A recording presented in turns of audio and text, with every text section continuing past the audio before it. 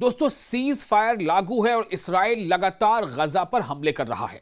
इसमें कोई कमी नहीं आई है, बल्कि आपको बड़ी खबर यह देने जा रहे हैं कि इसराइल ने सीज फायर जब से लागू है तब से अब तक का सबसे बड़ा हमला किया है और इस हमले में 26 से ज्यादा जानें जा चुकी हैं। और इसकी डिटेल आपको बता रहे हैं। इस्राएली हमलों में गजा के सैकड़ों फलस्तीनी हलाक हुए हैं। आपको डिटेल आगे बताते हैं। हफ्ते के रोज गजा पर इस्राएली हमले के दौरान सबसे ज्यादा हलाकतें हुई हैं जब से जंगबंदी नाफिज है। आप सोचें, जंगबंदी नाफिज है, लेकिन इस्राएल सिर्फ और सिर्फ अपने दोस्त ममालिक जो सुपर पावर कहा जाता है उसकी ईमा पर, उसकी दम पर वो जो है लगातार खिलाफ वर्जी करता चला रहा है। उसके सामने कोई मतलब नहीं है यूएन के रिजोल्यूशन का या करारदादों का। गजा के अस्पतालों ने बताया है कि हफ्ते के रोज, हफ्ता कहते हैं सैटरडे को, हफ्ते के रोज इस्राएली हमलों में कम से कम 26 फलस्तीनी हलाक हुए हैं। अब आप सोचिए, जंगबंदी नाफिज है लेकिन इस्राएल हमले कर रहा है। क्या एक तरफ दुनिया जब अमेरिका और ईरान के जंग के बारे में जो है वो अपना ध्यान लगाई हुई, तब तक इधर इस्राएल क्या उससे फायदा उठाने की कोशिश कर रहा है। गजा के अस्पतालों ने बताया कि 26 फलस्तीनी हलाक हुए, जिनमें 6 बच्चे शामिल हैं। जी हां, जो उस वक्त के बाद सबसे ज्यादा हलाकतों में से एक है जब लड़ाई रोकने के लिए मुआहिदा तय पाया था। आपको हम पूरी डिटेल आगे बताएंगे, लेकिन पहले यह आप जानें कि वहां पर हालात क्या हैं। एक तो मौसम की मार पड़ रही है। तिब्बी अहलकारों के मुताबिक इस्राएली मिसाइल शुमाली और जनूबी गजा में मुख्तलिफ मकामात को निशाना बनाए, जिनमें गजा सिटी में एक अपार्टमेंट और खान यूनिस में एक खैमा कैंप शामिल है। खैमा कैंप, आप समझ रहे हैं, एक ऐसा कैंप जहां सिर्फ टेंट लगे हैं, टेंट भी काफी फटे पुराने हैं, उस पर भी इसराइल बमबारी कर रहा है, उस पर भी इसराइल हमले कर रहा है। उन लोगों को भी इसराइल अपने हमलों का निशाना बना रहा है। इस्राएली तैयारों ने, यानी फाइटर जेट्स ने, इस्राएली तैयारों ने मरकजी गजा के बोरेज कैंप के मशरकी हिस्से पर भी हमले किए, जबकि फौज ने खान यूनिस में एक इमारत के लिए खाली करवाने के अहकाम जारी किए। मकामी हुक्काम के मुताबिक हफ्ते के रोज पहले फलस्तीनी हुक्काम ने कहा कि इस्राएली फोर्सेस ने खान यूनिस के मशरिक और गजा सिटी के मशरिक में तोपखाने के गोले दागे। ये हमले उस वक्त हुए जब एक दिन बाद हुक्काम मिस्र के साथ रफा के बॉर्डर क्रॉसिंग को दोबारा खोलने का मंसूबा बना रहे थे। आप सोचिए जरा, मिस्र के साथ जो रफा क्रॉसिंग है, यहां जहां से गजा नहीं, फलस्तीन के गजा के लोग मिस्र में जा या वहां से आ सकते हैं, तो ये हमले उस वक्त हुए हैं जब एक दिन बाद हुक्काम मिस्र के साथ रफा के बॉर्डर क्रॉसिंग को दोबारा खोलने का मंसूबा बना रहे थे, जो कि जंगबंदी के शराइत में शामिल है, जो गजा के सबसे जनूबी शहर में वाक़ है। जुनूब कहते हैं साउथ को। अल शिफा अस्पताल ने बताया है कि गजा सिटी में अपार्टमेंट पर हमले में 3 बच्चे और उनके खवातीन जो रिश्तेदार हैं वो हलाक हो गए, जबकि बच्चों की मां जिंदा बच गई है।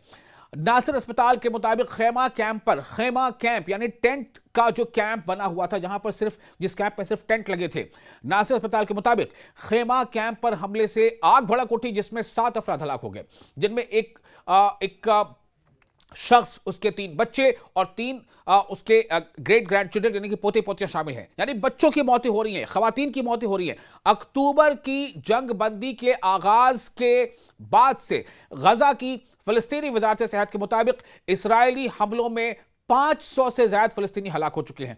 500 से ज्यादा हलाकतें ये जंगबंदी के दौरान की बात है, और कम से कम 1500 यानी कि 1400 से लेकर 1500 के दरमियान ये तादाद है, इतने लोग जख्मी हो चुके हैं। इसी दौरान एक पुलिस स्टेशन पर हमले में कम से कम 11 अफसरान हलाक हो गए, जिनमें 4 पुलिस खवातीन और स्टेशन में मौजूद कैदी भी शामिल थे। ये तमाम आंकड़े जोड़ करके ये अब तक की सबसे बड़ी जो इसमें हलाकतें हैं, जो जंगबंदी के दौरान, सीज फायर लागू होने के दौरान जो इसराइल हमले कर रहा है। इसमें इस्राएली हमलों में अक्टूबर में हमास और इसराइल के दरमियान अमरीकी सालिसी से तय पाने वाली जंगबंदी के बाद से 500 से ज्यादा अफराद हलाक हो चुके हैं, जिनमें ज्यादातर आम शहरी हैं, यानी कॉमन पीपल है। अब आप अंदाजा करें कि क्या ये हालात जो है वो किसी भी तरह से जायज ठहराए जा सकते हैं? क्या इस दौरान कि जबकि जंगबंदी नाफिज है, इसराइल हमले किए जा रहा है, और ऐसा नहीं है कि सिर्फ छिटपुट हमले हो रहे हैं। ये मैंने आपको बताया कि जो जंगबंदी कब से नाफिज हुई थी, जंगबंदी नाफिज हुई थी 11 अक्टूबर 2025, 11 अक्टूबर 2025, और उसके बाद से अब तक, यानी अक्टूबर का लगभग जो आप मान लें 20 दिन, फिर नवंबर का पूरा महीना, फिर दिसंबर का महीना, अब जनवरी में है नए साल में, तो लगातार इतने अरसे में इसराइल ने जंगबंदी की खिलाफ वर्जी की है। इसराइली फौजियों ने हमले किए हैं, और इसराइल ने इसमें कई बार ऐसा हुआ है कि उसने फिजाई हमले भी किए और जो इसराइल की अपनी नेवी है वहां से भी हमले किए, वहां से भी गोले दागे गए, जो बहरी जहाज हैं वहां से, और साथ ही साथ जो जमीनी फौज है, जमीनी फौज ने भी हमले किए हैं तोपखाने से। अब इन सब हालात के बीच मतलब सवाल सबसे बड़ा यह है, क्या चाहता है इसराइल? हमले इसराइल लगातार करता है, वो चाहता है कि जो वहां की मज़ाहमतकार, यानी इसको कहते हैं संघर्ष करना, जो मज़ाहमतकार ग्रुप है वो जो है अपने आर्म्स हटा दे, आर्म्स छोड़ दे, आर्म्स को अपने वो तल्फ कर दे। ये क्यों चाहता है? एक तरफ जहां अभी जब आपको याद होगा ना, जब इसराइल और ईरान के बीच जंग जब छिड़ी थी, 12-13 दिनों की जंग, उस दरमियान कैसे हालात हो गए थे? उस दरमियान इसराइल ने यह कोशिश की थी बताने की दुनिया को कि हम जंग नहीं चाहते। क्यों? इसलिए कि उसे नुकसान उठाना पड़ रहा था, तो उससे वो सबक क्यों नहीं लेना चाह रहा है आखिर? एक तरफ पूरी दुनिया, पूरे मीडिया का ध्यान अभी इस बात पर है कि क्या अमेरिका ईरान पर हमला करेगा, और दूसरी तरफ इसराइल इसी मौके के तहत वो कहीं ना कहीं दुनिया से नजर बचाते हुए जंगबंदी के दौरान, जबकि पूरे खित्ते में जंगबंदी नाफिज है, जंगबंदी के दौरान वो गजा पर हमले कर रहा है।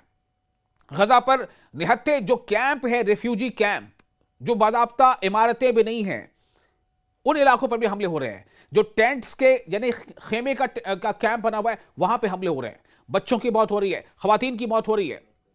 अपार्टमेंट जो लिविंग जो एरियाज है वहां तो खैर हो ही रही है। और खास तौर से इसराइल ने अपने इस दौरान, यानी सीज फायर के दौरान जो भी उसने अटैक किए हैं, उसमें वेस्ट बैंक को उसने जबरदस्त नुकसान पहुंचाया है। वेस्ट बैंक में जो आबादी वहां मुकीम है, जो रह रही है, उनको इजरायली सेटलर्स, जिनकी मदद इसराइली फौज करती है, इजरायली यहूदी आबादकार, वो लोगों के घरों में जाते हैं, उनसे लड़ाई झगड़े करते हैं, उनकी गाड़ियों में आग लगा देते हैं, उन्हें जबरदस्ती उनके घरों को खाली करवाने पर मजबूर करते हैं, ताकि किसी तरह से फिलिस्तीनी जो धीरे धीरे वो अपने इलाके से वो सिमटते चले जाएं, और यहूदी आबादकार जिन्हें इसराइल बसाना चाहता है वो लगातार उस पर काबिज होते चले जाएं। डोनाल्ड ट्रंप की आखिर क़यादत की क्या बात रह गई?